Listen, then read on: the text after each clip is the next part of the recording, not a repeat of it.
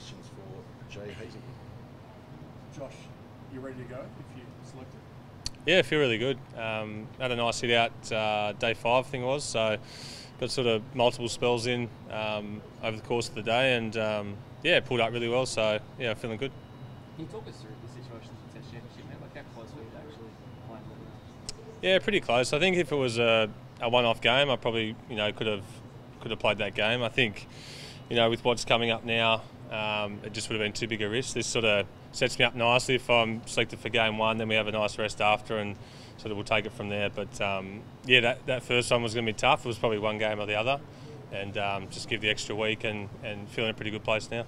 When you spoke to us before coming back to Sydney against that, you sort of said that you hoped and expected that sort of, whether it's official or not, the pecking order of Australian fast bowlers was working in your favour, and you did end up playing ahead of Scott. Do you think Scott is doing so much now that there is a bit of a shake-up or change in order? Yeah, I think so, definitely. I mean, even if I go back to 2019, we had Peter Siddle and James Pattinson there as well as the three of us, and we sort of chopped and changed as we went through based on a number of things. I think how you're feeling, how everyone's pulled up after games, what the conditions sort of are at the next place we're playing. So they do differ a little bit around England, predominantly the same, but Manchester's a lot different to the Oval, different to Lord's. So yeah, I think we're in a similar situation this time around as we were in 2019.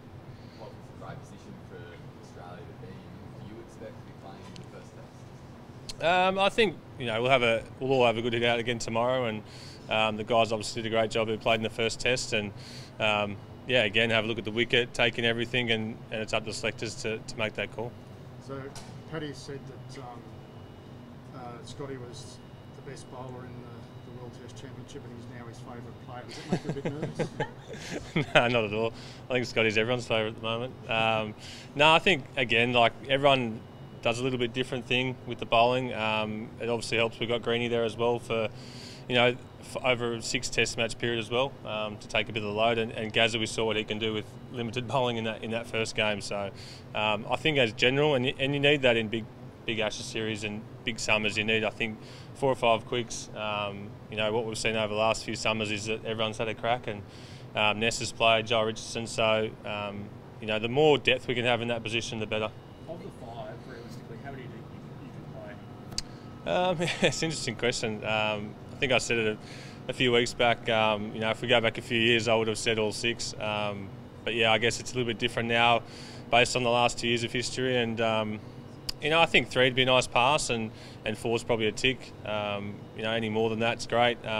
Any less, I'm probably a little bit disappointed again. But I think when you do have that depth, you can really, for each game, you really go as hard as you can, and then reassess after the game, because you always got someone of high quality sitting on the pine, ready to go next game. So it's a great position to be in, I think, for the team. So how do you excuse from the rotation policy? I think again depends. It's just play it by ear with Test cricket. It's not like white ball where you're bowling 4 or 10 overs. It's you could potentially bowl 25 up to 50. So again, you have those conversations every time in between Test matches. Cam Green helps, Nathan Lyon helps. So yeah, we'll see. Clearly, a lot of talk of how hard the English batters are going to come in, whichever fast bowlers play. You, Pat and Mitch have played more T20 cricket in the last 2 or 3 years than you might have done before. Do you think those skills are things you might go back to at stages if someone's charging down the pitch at you on the first morning of a Test match? Yeah, I don't think so. There'll definitely be times for it, no doubt. If a batter's probably batting with the tail, there'll be times to give him one and have a crack at the other guy. But I think while we're bowling at their batsmen, it's about sticking to that 6 and 8 metre length on that line. And I think what we've seen through the numbers, especially the last 18 months to 2 years, is they're still getting out similar ways. They're just scoring more runs quickly in between. So it's about sticking to that line and length, and if they hit us off that for 5 tests, then that's good for them. It's not playing the Test Championship final giving you more time to actually play in and prepare for the Ashes in terms of your tactics and how you bowl that? I think it's no different to any other Test series, really. I think we'll have our chats as bowlers, as coaches. We'll get the analyst perspective as well, and put that all together and come up with a plan. So no, we were sort of focused on India last time, and I was trying to help the coaches out as best I could up there in the grandstand. But no, it's all Ashes now, obviously. Has the mindset changed a bit in the bowling group, Josh, from 2019? I think that was not the first time that you've been fit to play, that you weren't big, the interest in Test. Is the group now a bit more kind of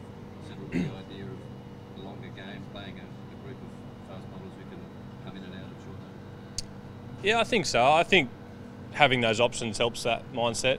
No doubt you still want to play every game, and it's hard to sit on the sideline and watch. There's no shying away from that. But potentially if you bowl, back-to-back tests and you bowl 50 overs in each test, and you've got someone of Boland, Stark, or myself on the bench, fresh, ready to go for the next test, then I think it makes those conversations a little bit easier, and the guys are a little bit more open to it to, I guess, create that longevity, and maybe the all-format guys are more open to it than others, I think. When you missed out in 2019 here?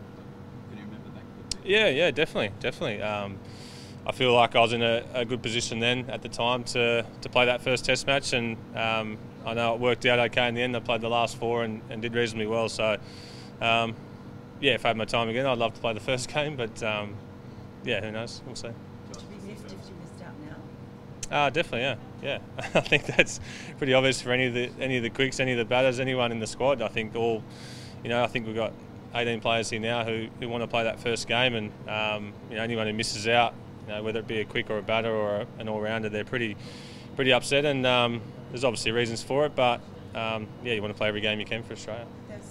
The two teams are coming into this series where England obviously amazing record over the past year or so, and then everything that Australia has done.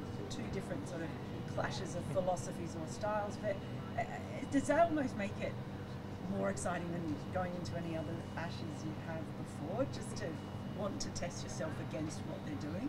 Yeah, I think it definitely does. I don't watch much Test cricket, but just obviously the headlines you see, and we've sort of delved into a bit more over the last few weeks how England have been playing, and everything we've done over the last 2 years, as you mentioned. It's exciting lead-in, I guess. I remember last time being big, the time before being big, but this time seems just a step above. So, I think by Friday everyone's going to be really, really excited to get going. Josh, just coming back to what you were saying before about the depth in the bowling stocks, I guess for where you guys are at now in your careers as well, is there like a sense of almost a liberating feeling in knowing that if you do have niggle or something that's holding you back, that you actually have the depth there to kind of sit back and test, knowing that you'll get to play more cricket? Like, what's it like on a personal level? Yeah, it's a different position, I guess, to if you go back probably 3 or 4 years ago. Even different again with no all-rounder. For those, I don't know, probably played 20 or 30 tests with no all-rounder. That was pretty tough yards there for a few years, and it changes your mindset, I guess. And maybe we can get, if we have a group of 4 or 5, we can sort of go together for longer, as you sort of mentioned there. So everyone's mindset's different, and as you always come back to, you want to play every game, but that's probably just not physically possible. And Ashes is now, in 6 weeks, 5 tests in 6 weeks pretty much, and that makes it difficult. Do you reckon Scotty Boland's form then can actually prolong the careers of yourself and Mitch Starc? Yeah, potentially. I think if you look at it that way, definitely. You might miss 1 or 2 games with a niggle rather than pushing it and missing 3 or 4 months. So if you sort of put it like that, I think it can happen. Yeah. Would that have changed things in the past if you had? Have you pushed yourself at times where you didn't have a Scott Boland, say, in reserve, like you have actually picked up a bit of your injury as a result of going to game for niggle? Nothing's really coming to mind, but I think it may have in the past. Starkey was going to play a test in South Africa, but sat out for Chad Sayers, and I think that sort of became a bit more in his tibia, a stretch reaction, things like that. I think where you're probably at the time you want to play, and then you sort of once you sit back and you're not in the game, I think some things start to hurt a bit more. So it's interesting. Is there part of you that has sort of a point to prove, given you played so little in the last couple of years, that you can show them you still got it? No, I probably felt that maybe a little bit more in Sydney, leading into that game. But I think in England, my record's pretty good, pretty confident in these conditions. What's exciting is probably what England have done the last 18 months, and just adding that sort of layer to it. It's probably what a few of us need to probably get the best out of ourselves, I think. That sort of standard that they've set, especially here in the last little bit.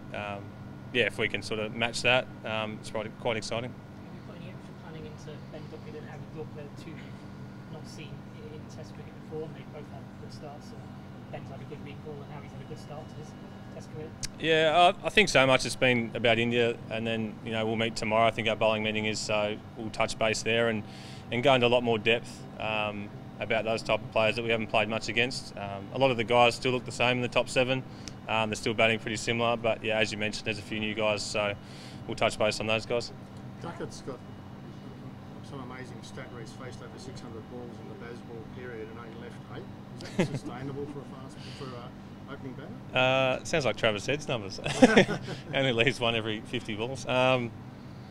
Yeah, that's a quite amazing stat. Obviously likes bat on balls, so we'll try and use that to advantage as best we can. But yeah, I think every player's a bit different. I think someone like Brendan McCullum just frees them up to play their own game and backs them in. I feel like that's what we've done with Travis as well. There's sort of no lingering feeling in the back that if I get out this way, it's going to look like this to someone. It's just such freedom, and that's obviously when guys play their best.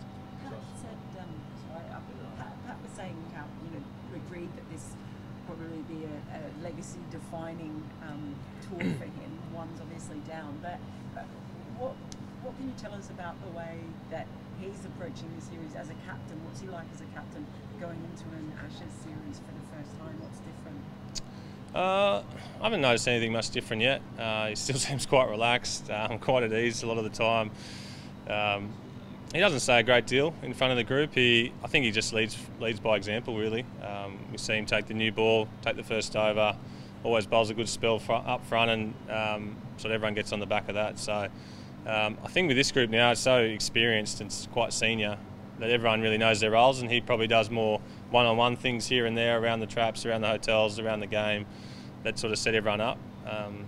But I think everyone knows their game really well in this group, and yeah, he sort of leads them to it. Hey Josh, just a general one too. We're in Birmingham now. It's been a long time coming. How excited are you to start the Ashes? Oh yeah, very excited.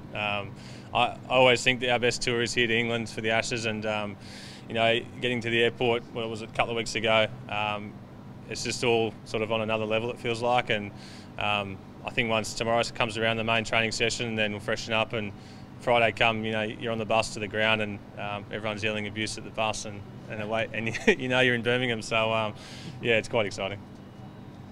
Thank you, folks. Thank you, mate. Good luck. Cheers. Easy.